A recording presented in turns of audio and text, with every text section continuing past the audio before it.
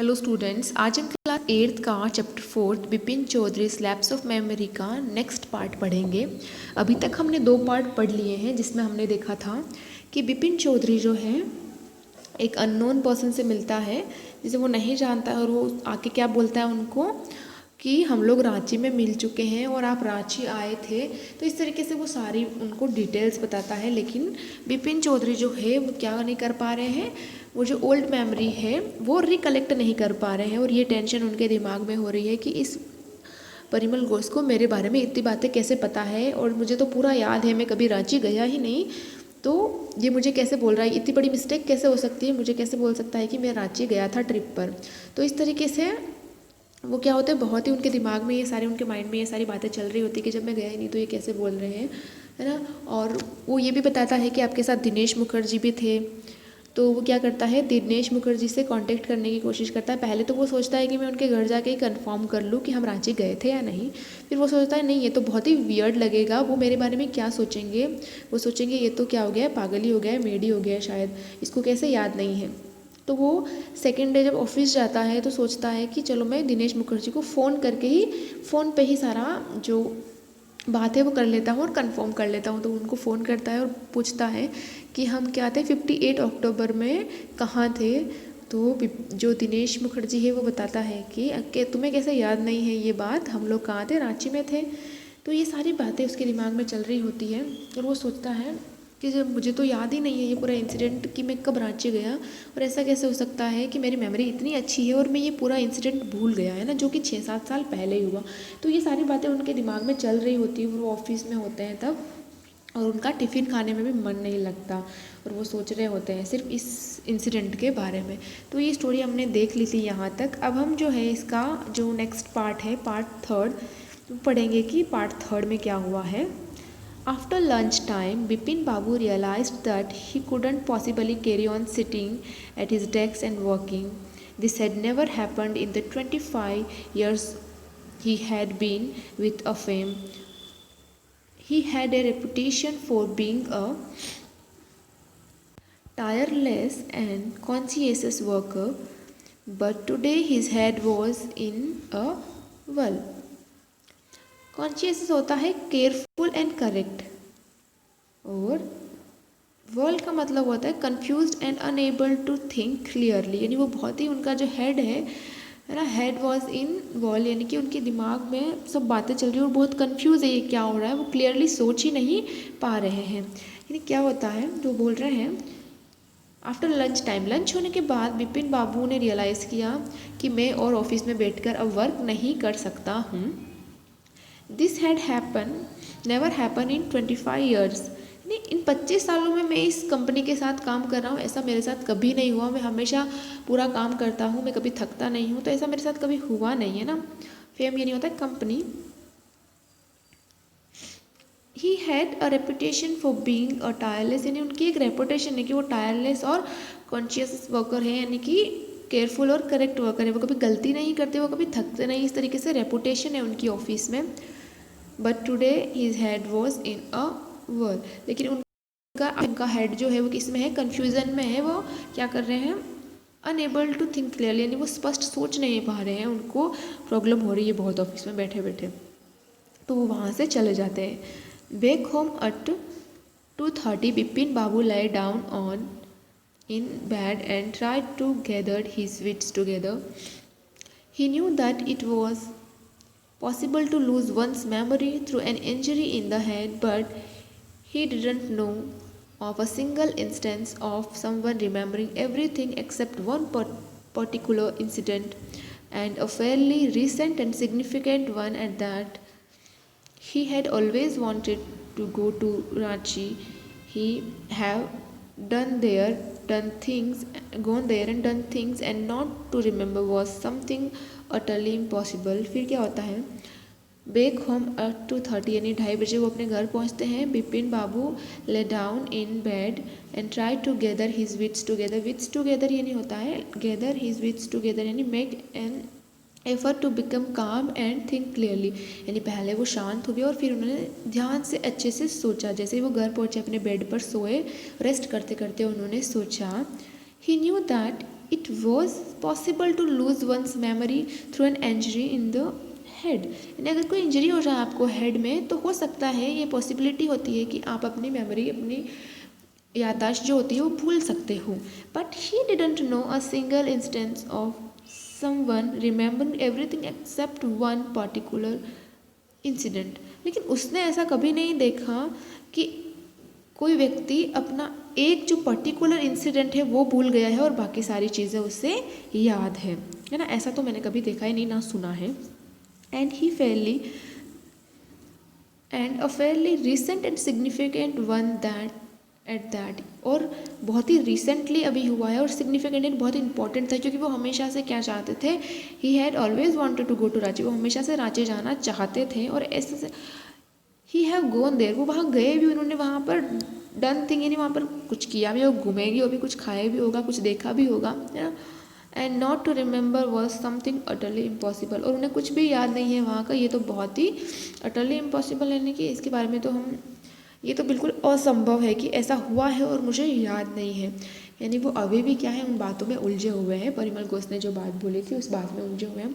वो सोच रहे हैं कि ऐसा कैसे हो सकता है, किसी के सिर में चोट लगे तो शायद वो मेमोरी भूल सकता है, लेकिन मेरे साथ तो ऐसा कुछ हुआ ही नहीं।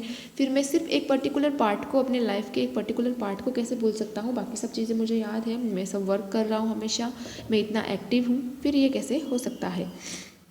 At 7:30 को Bipin Babu servant came and announced, Chunni Babu sir says it's very important. तभी 7:30 को उनका जो सर्वेंट होता है बिपिन बाबू का, वो आता है और बोलता है कि चुन्नी बाबू हैं जो आए हैं, उनको कुछ इंपॉर्टेंट काम है आपसे। Bipin Babu new what Chinnu had come for. Chunnilal had been at school with him. He had been having a rough time lately and had been coming to see him about a job. Bipin Babu knew it was not possible to do anything for him. In fact, told him so, but Chunni kept turning up like a bad penny. यानी कि Bipin Babu knew what चुन्नी had come for, यानी कि बिपिन बाबू को पता था कि चुन्नीलाल उनके घर क्यों आया है। चुन्नीलाल जो है वो बिपिन बाबू का स्कूल टाइम फ्रेंड है। He had been having a rough time lately, यानी कि उनका बहुत ही बुरा समय चल रहा था।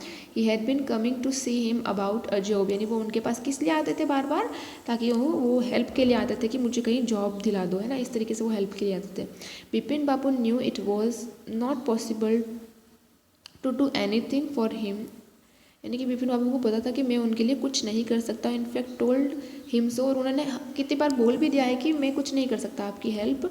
But Chunni kept turning up like a bad penny, turning up like a bad penny, यानी appearing at a place where one is not welcomed, यानी उनका स्वागत नहीं किया जाता है वहाँ पर जाना, यानी कि उनका आना आगे वाले को पसंद नहीं है, फिर भी वो चाहते हैं वहाँ पर।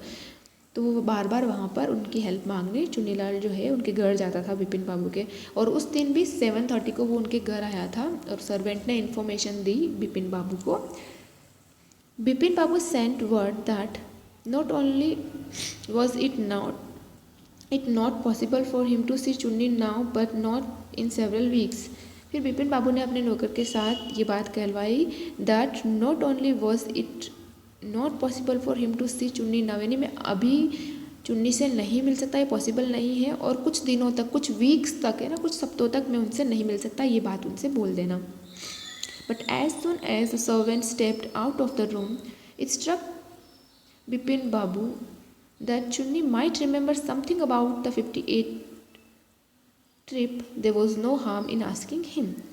तो जैसे ही उसने बिपिन बाबू ने अपने सर्वेंट को इन्फॉर्मेशन दी कि उसको बोल दो, चुन्नीलाल को बोल दो कि तुम मतलब बिपिन बाबू आपसे नहीं मिल सकते और तुम कुछ दिनों तक घर पे मत आना, वो तुम्हें नहीं मिलेंगे।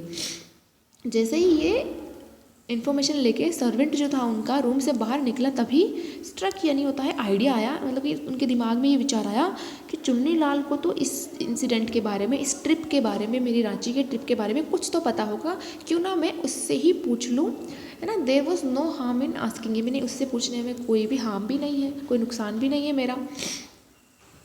Bipin Babu hurried down the stairs and into the living room. Chunni was about to leave, but seeing Bipin Babu appear, he turned round hopefully. यानी जैसे ही क्या हो गया, बिपिन बाबू हरीड डाउन, जैसे ही सर्वेंट चला गया बिपिन बाबू भी पीछे पीछे इसके भागे, है ना, डाउन द स्टेयर्स यानी सीढ़ियों से नीचे उतरे, इनटू द लिविंग रूम में गए। चुन्नी लाल जो था वो जाने ही वाला था, लेकिन जैसे ही उसने बिपिन बाबू को देखा वो वापस क्या हो गया, घूम गया। राउंड होपफुली यानी कि एक आशा के साथ वो घूमा। शायद उसने सोचा कि शायद मुझे जॉब के लिए बोले। Bipin Babu did not beat about the bush. Bipin Babu didn't beat about the bush. Beat about the bush होता है कि घुमा फिरा के बात नहीं की और डायरेक्ट स्ट्रेट पॉइंट पे आ गए। जो बात उनको बोलनी थी वो बात उन्होंने बोल दी। Listen Chunni, I want to ask you something. You have a good memory and you have been seeing me off and on for a long time. Just throw your mind back and tell me, did I go to Ranchi in 58? तो वो direct बोलते हैं कि listen Chunnu जो है, चुन्नीलाल सुनो तुम, I want to ask you something, मुझे है ना तुमसे कुछ पूछना है और तुम्हारी मेमोरी भी क्या है, अच्छी है। You have been seeing me off and on for a long time, यानी आप मुझे इतने टाइम से जानते हो और हम दोनों एक दूसरे को इतने टाइम से जानते हो, तो ये बात तो पता ही होगी। Just throw your mind back यानी कि पिछली जो घटना है उसके बारे में सोचो।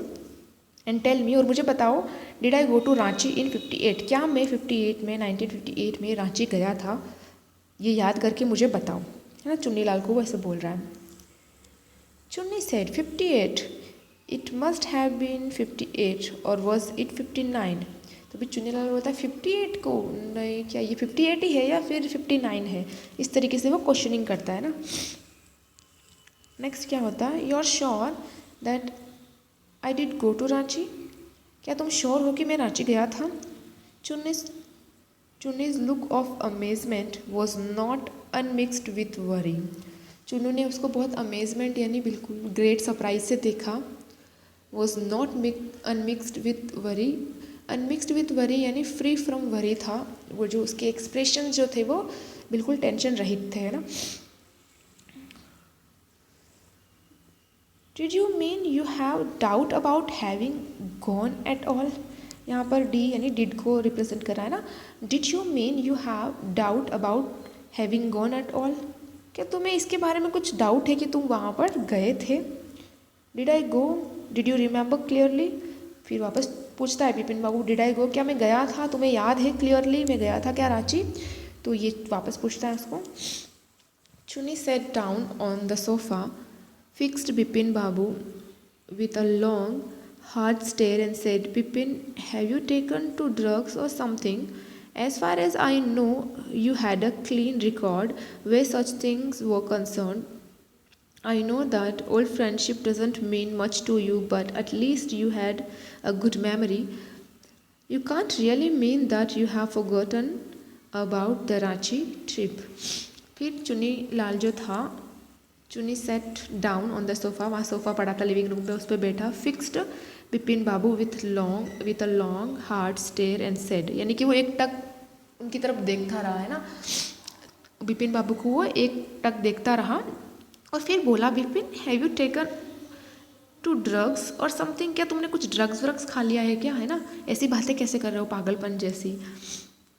As far as I know you had a clear record where such things were concerned, यानी कि मैं जब तक आपको जानता हूँ, क्योंकि मैं ये स्कूल फ्रेंड है तो सब जानता है उसके बारे में, यानी मैं जितना जानता हूँ तुम्हारे पास तो सब चीज़ों के लिए क्लियर रिकॉर्ड होता है और तुम बिल्कुल कंसर्न होते हो अपनी हर बात को लेकर। I know that old friendship doesn't mean much to you, मुझे पता है कि तुम्हारे लिए ये ओल्ड फ्रेंडशिप ज़्यादा मायने नहीं रखती है, but at least you have a good memory, लेकिन फिर भी तुम्हारी मेमोरी अच्छी है, तुम्हारे you have a good memory. You can't really mean that you have forgotten about the Ranchi trip, यानी ये तो नहीं हो सकता कि तुम अपनी रांची ट्रिप के बारे में बिल्कुल ही भूल चुके हो, यानी तुम्हारे पास इतनी अच्छी मेमोरी है तो तुम रांची ट्रिप के बारे में तो एटलीस्ट नहीं भूल सकते हो। मैं ये तो नहीं सोच सकता कि तुम रांची ट्रिप के बारे में बिल्कुल ही भूल चुके हो। तो ये हमने यहाँ तक देखा, जिसमें क्या हुआ है कि बिपिन बाबू ऑफिस में थे लेकिन उनके दिमाग में बार बार वही बातें आ रही थी, तो बिपिन बाबू वहाँ ऑफिस से क्या आ जाते हैं, अपने घर आ जाते हैं और बैठे होते, तभी उनका सर्वेंट आता है और बोलता है कि चुन्नी लाल आपसे मिलने आया। चुन्नी लाल जो है वो बिपिन बाबू का स्कूल फ्रेंड होता है और वो बोलता है कि चुन्नी लाल आपसे मिलने आया है। तो बिपिन बाबू को पता चल जाता है कि वो किस लिए आया होगा, उसको जॉब चाहिए, उसके पास जॉब नहीं है, he is going through a hard time, तो इसलिए वो जॉब मांगने आया होगा।